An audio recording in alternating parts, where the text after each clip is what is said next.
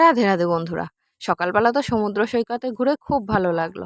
তারপর দুপুরবেলা চলে এসেছিলাম স্নান করার জন্য। তখন এসে দেখি জোয়ার তখনও যায়নি, অল্প অল্প ভাটা হচ্ছে। তো কি করব, তাই এই পুচকেদের নিয়ে ঝাউবন এদিক ওদিক বীচ দিয়ে ঘুরে বেড়াচ্ছিলাম, এত রোদ। তারপরে হোটেলে এসে একটু ফটোও তুলছিলাম ওদের, তারপর খাওয়া দাওয়া করে একটু ঘুম লাগিয়ে দিয়েছিলাম। ঘুম দিয়ে উঠে সবাই তৈরি হয়ে বেরিয়ে পড়েছি ওল্ড দীঘা যাওয়ার উদ্দেশ্যে। তারপরে ওল্ড দীঘা যাওয়ার পথে আর ভিডিও করা হয়নি।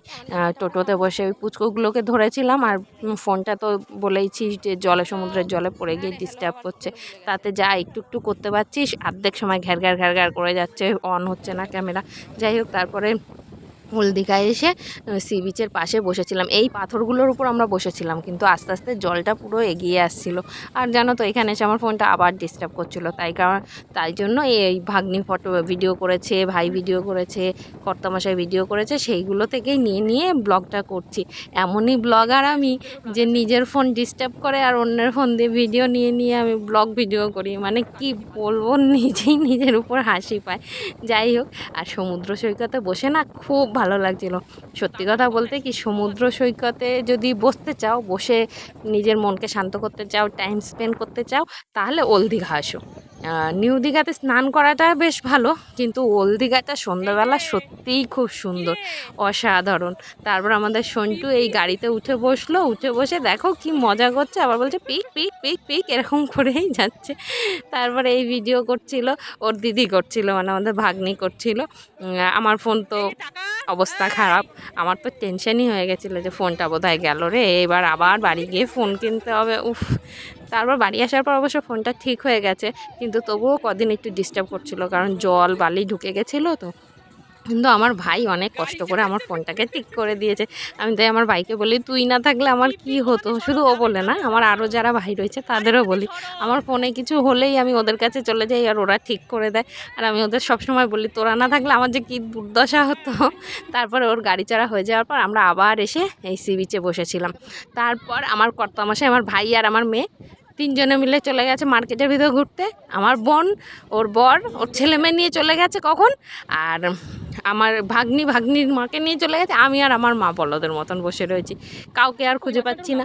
তারপর কি করবো, মাথা গরম হয়ে গেছে, এদিক ওদিক খুঁজেছি, কাউকে খুঁজে পাচ্ছি না। তারপরে আমি, মা আর গপু সি বিচেই বসেছিলাম, বসে সমুদ্রের ঢেউ দেখছিলাম। আর এই ভিডিওটুকু আমার ফোন দিয়ে তোলা তখন, কিন্তু তাও ভালো আসছিল না। তারপর বসে বসে এখানে করছিলাম। তারপর কর্তামশাই আসার পর কর্তামশাইয়ের সাথে তুমুল ঝগড়া হয়ে গেল সি বিচেই বসে। আর মাথা গরম হয়ে গেছিলো বলে সব জায়গার ভালো করে ভিডিও করতে পারিনি, এক ফোনে ডিস্টার্ব করছে। তারপর সবাই মিলে চলে গেছে আমাদের দেখে। আসার পর আচ্ছা করে মেয়ে আর বরকে দিলাম বকে। তারপরে ওরাও আমার সঙ্গে একটু সময় বসলো সি বিচে, বসে টসে একটু হাওয়া খেয়ে। তারপরে দেখলাম লোকজন আস্তে আস্তে কমতে শুরু করেছে, তো বললো চলো মার্কেটে যদি কিছু কিনতে হয় ঘুরে টুরে কিনে তারপরে হোটেলের দিকে যাই। তো এরপর আমরা আস্তে আস্তে উঠে মার্কেটের দিকে গেলাম, গিয়ে কিনেছি অনেক কিছুই টুকটাক। সেগুলো আর ভিডিও করা হয়নি, বাড়ি আসার সঙ্গে সঙ্গেই সবাইকে দিয়ে দিয়েছি, আর সেগুলো ফটোও তোলা হয়নি, ভিডিও করা হয়নি। শুধু এই টুকটাক, নিজের জন্য তেমন কিছু কেনা হয়নি, গপুর জন্য কিনেছি আর গপলুর জন্য কিনেছি। কেন আমার গপু আছে, আবার আমার বোনের কাছে গপলু আছে। তো ওদের জন্য কিনেছি, আর মেয়ের জন্য কিনেছি, ভাইয়ের জন্য, ভাই মেয়েকে একটা দোলনা কিনে দিয়েছে। তারপরে আরও টুকটাক অনেক কিছু কেনা হয়েছে, কাকিদের জন্য সিঁদুরের কৌটো এনেছি, এরকম টুকটাক কেনাকাটি করেছি। তারপরে এসে আবার একটু সময় সি বিচের ওখানে দাঁড়ালাম, বোন ওর ছেলেমেয়েদের খাইয়ে নিল, খাইয়ে দাইয়ে তারপরে টুকটুক করে হোটেলের দিকে ফেরার আয়োজন শুরু করলাম। তো সি বিচের ভিডিও করতে পারিনি, কিন্তু সি বিচ থেকে কিছু ফটো তুলে এনেছি, তাও আমি তুলিনি, ওরা তুলেছে, সেইগুলোরই একটু একটু করে দিয়ে দিচ্ছি। কারণ ফোন ভালো না থাকলে কোনো কিছু হয় না, তার মধ্যে মনটাও ভীষণ খারাপ হয়ে গেছিলো। আর আমার কর্তামশাই ভেবেছিল মাছের কিছু একটা আইটেম খাবে, গিয়ে ওখানে এত দাম, মানে মারাত্মক দাম। আর আমরা এর আগে যখন বকখালি গেছিলাম তখন অক্টোপাস খেয়েছিলাম, কিন্তু অক্টোপাসের টেস্টটা আমার একটুও ভালো লাগেনি, বিচ্ছিরি লেগেছে। তো এইভাবেই ওল্ড বিচে বিকালটা কাটালাম। তারপরে হোটেলের দিকে আস্তে আস্তে চলে আসলাম। আর হোটেলে এই আমার সন্টু বাবা বসেছিল, তখন এই ফটোটা তুলেছিল ওর মেসো।